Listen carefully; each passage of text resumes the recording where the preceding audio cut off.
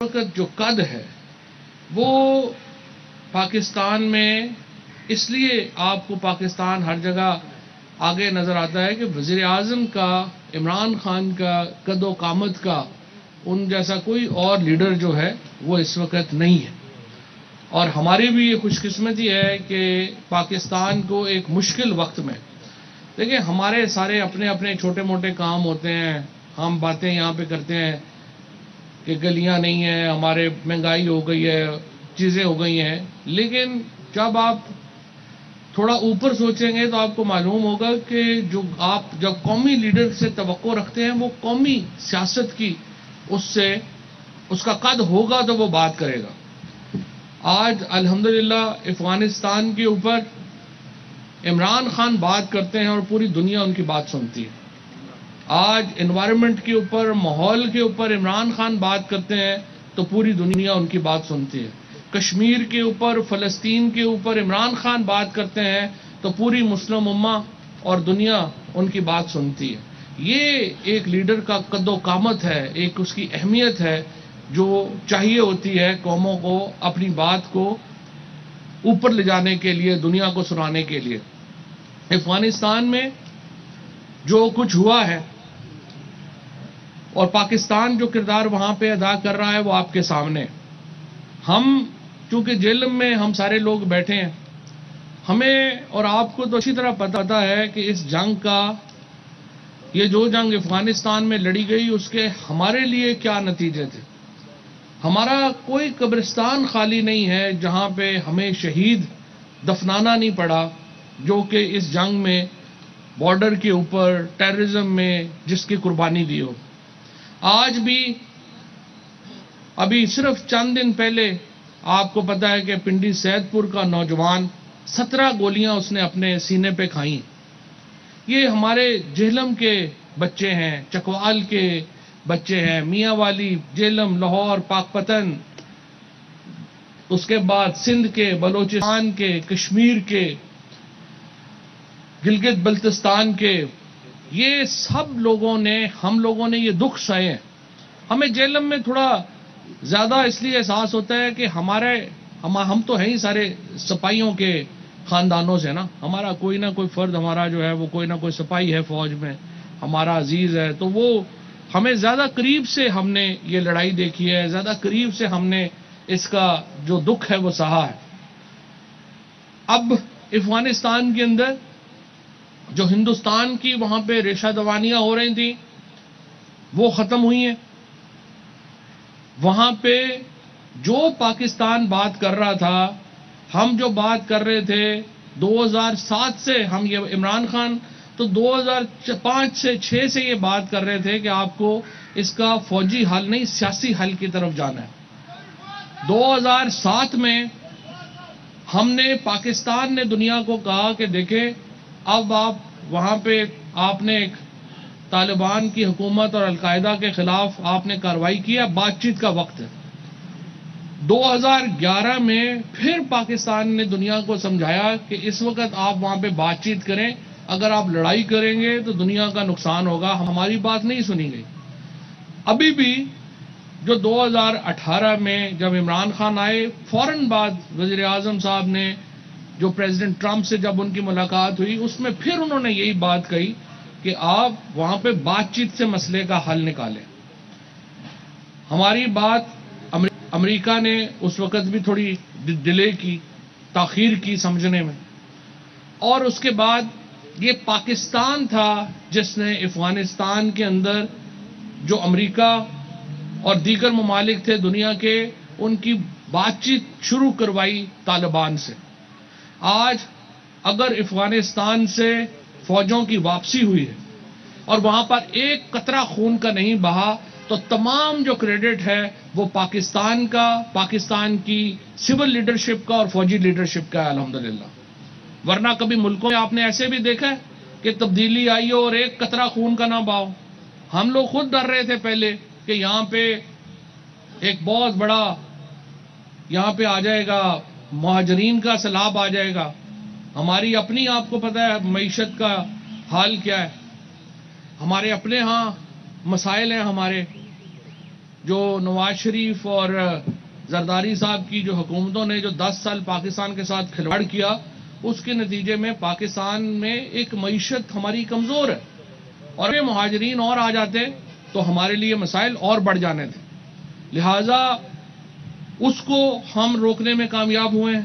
افغانستان کے اندر جو تبدیلی آئی ہے وہ ایک پرامن تبدیلی آئی ہے، اور یہ ہمارے لیے ایک بڑی قابل اطمینان بات ہے۔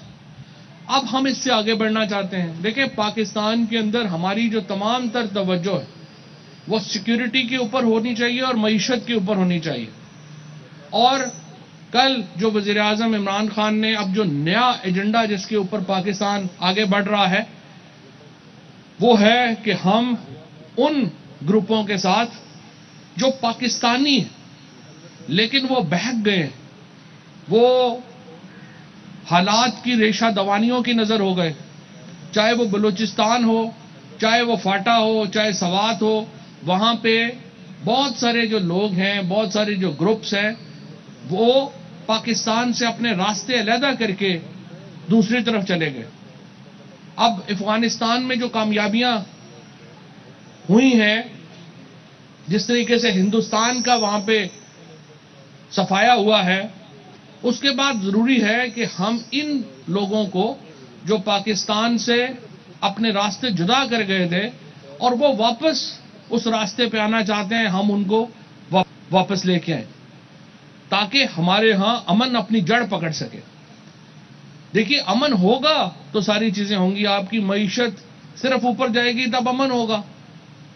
یہ تو نہیں ہے کہ سرحدوں کے اوپر روز ہمارے جوان جو ہیں وہ شہادتیں دے رہے ہیں۔ ابھی ہمیں پاکستان کے اندر جو امن ملتا ہے وہ اس لیے مل رہا ہے کہ ہمارے جو جوان ہیں وہ سینوں پہ وہاں پہ گولیاں کھا رہے ہیں، ان کی شہادتیں ہو رہی ہیں، اور یہ جو لڑائی ہے اس کو پوری جو دنیا ہوتی ہے، لڑائی کا آخر میں اختتام تو کہیں نہ کہیں آپ نے کرنا ہوتا ہے، آپ نے کئی بات چیت کے ساتھ ہی اختتام کرنا ہوتا ہے۔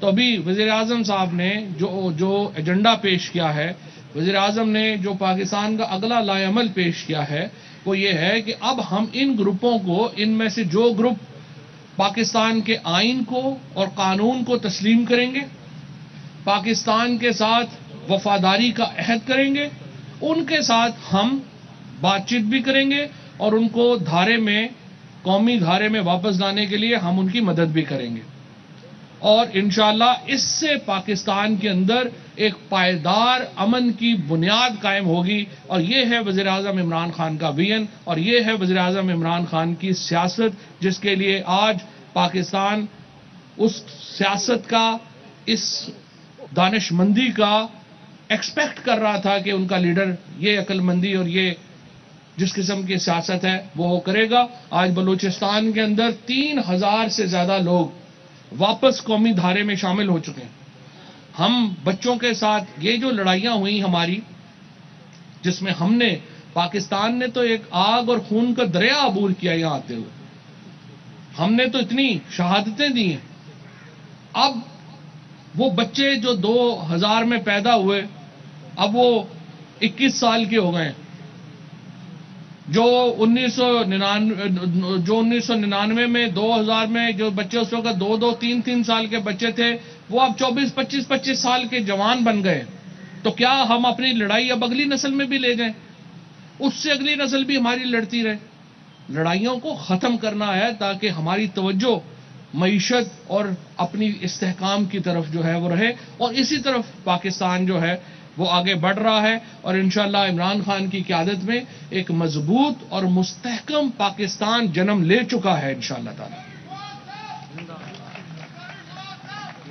یہاں پہ میں آپ کو یہ بھی بتاتا چلوں، دیکھیے ہمارا اس وقت سیاست میں باقی تو سارے ابھی نونہال ہیں، دودھ پیتے بچے ہیں۔ بلاول کو یا مریم کو، ان کو تو پتہ بھی نہیں ہے کہ اس وقت جو پیچیدگیاں ہیں اس ریجن میں ان کو حل کیسے کرنا ہے، ان کی بات چیت کیا کرنی ہے۔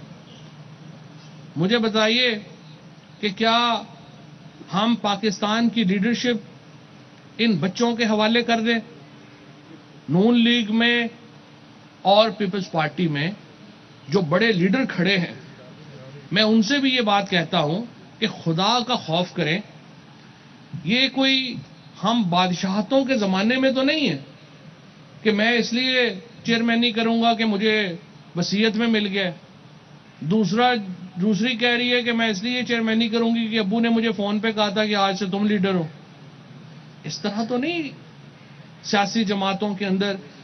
نون لیگ اور پیپلز پارٹی باہر کہتی ہیں کہ ہم جمہوریت کی لڑائی لڑ رہے ہیں اور پارٹیوں کے اندر آمریت کا تسلط ہے، پارٹیوں کے اندر آمریت قائم ہوئی ہے. نہ ان کی جو لیڈرشپ ہے اس کے ارد گرد لوگ دیکھیں. کسی کی کوالیفیکیشن یہ ہے کہ یہ فیڈر میں دودھ بنا کے پلاتا تھا، کسی کی کوالیفیکیشن یہ ہے کہ یہ جھولا دیتا تھا، اور وہ اب سارے جو کراؤڈ ہے وہ کہتا ہے کہ ہم ماشاءاللہ پاکستان کو ہم بتائیں گے کہ پاکستان کے فیصلے کیسے کرنے ہیں. اس طرح سے غیر سنجیدہ قسم کی جو لیڈرشپ ہے اس سے ہمارا کوئی مقابلہ نہیں ہے. پاکستان میں پی ٹی آئی ایک واحد قومی جماعت ہے، کراچی سے لے کے خیبر تک اور گلگت بلتستان سے لے کے کوئٹہ تک ایک ہی جماعت ہے جس کو لوگ ایک نیشنل پارٹی کی حیثیت سے ووٹ کرتے ہیں. کراچی جیسا شہر جو محترمہ فاطمہ جناح کے ووٹ کے بعد کبھی قومی دھارے میں نہیں آیا تھا، کراچی جیسا شہر جہاں پہ ہمیشہ ووٹ ایتھنکسٹی کے اوپر پڑتا تھا، زبان کے اوپر ووٹ پڑتا تھا. عمران خان نے کراچی جیسے شہر کو پاکستان کے دھارے میں شامل کیا اور آج کراچی پاکستان کو لیڈ کر رہا ہے. یہ ایک لیڈر کا کرزما ہوتا ہے اور یہ ایک لیڈرشپ کی بات ہوتی ہے. اس وقت مسائل بھی ہیں. اہم ترین خبریں اب ایک کلک کی دوری پر. آپ کے پسندیدہ ٹاک شوز ہوں یا اہم ملکی یا غیر ملکی شخصیات کی نیوز کانفرنسز، ہر لمحہ باخبر رہنے کے لیے سبسکرائب کریں ہمارا یوٹیوب چینل. موسم کی صورتحال ہو یا کھیل کے میدان سے خبریں، اپنے موبائل فون سے ملکی اور بین الاقوامی اہم خبروں تک رسائی کے لیے ڈاؤن لوڈ کیجیے موبائل ایپ. باوثوق ذرائع سے مصدقہ خبروں، تجزیوں اور تبصروں سے مستفید ہونے کے لیے وزٹ کیجیے پاکستان کی سب سے بڑی نیوز ویب سائٹ www.arYnews.tv. ان سب کے علاوہ پاکستان کا سب سے بڑا فیس بک پیج ہو، سب سے بڑا نیوز انسٹاگرام اکاؤنٹ یا پھر ٹویٹر، ARY نیوز پہنچا رہا ہے خبریں سب سے پہلے آپ تک، تاکہ آپ رہیں ہر لمحہ باخبر.